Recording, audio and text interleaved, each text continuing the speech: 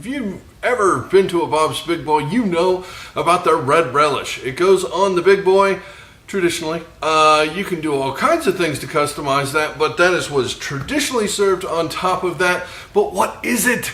It's a little spicy, it's a little tangy, it's a little fruity, it's a little everything. And I'm here to tell you, I have done so much friggin' homework on this. There is no really great information on this. Trusted sources are wrong, and I have had to deduce and figure out several things on my own, and dutiful research. What are you gonna do?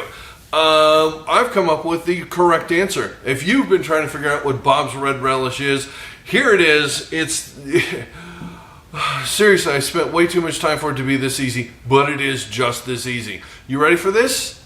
Okay, let's do this. All right. Obviously it has ketchup in it. Yes. So we're going to put some ketchup in here. I'm going to use a tablespoon for this because I'm just making one burger. If you want to make more than that, use appropriate amounts of ingredients. But we are starting with a tablespoon of ketchup. There you go. Close enough. All right.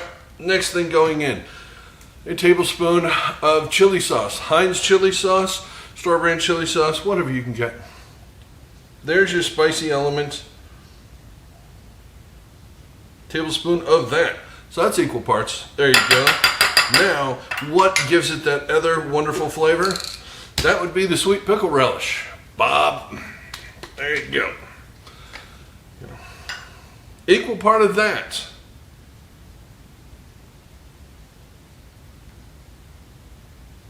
You believe I had to make sure I grabbed the right one, not the dill pickle relish. That would have been embarrassing. Okay.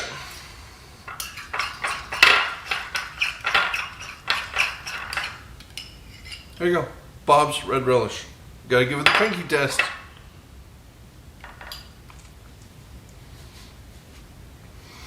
Yep, there it is.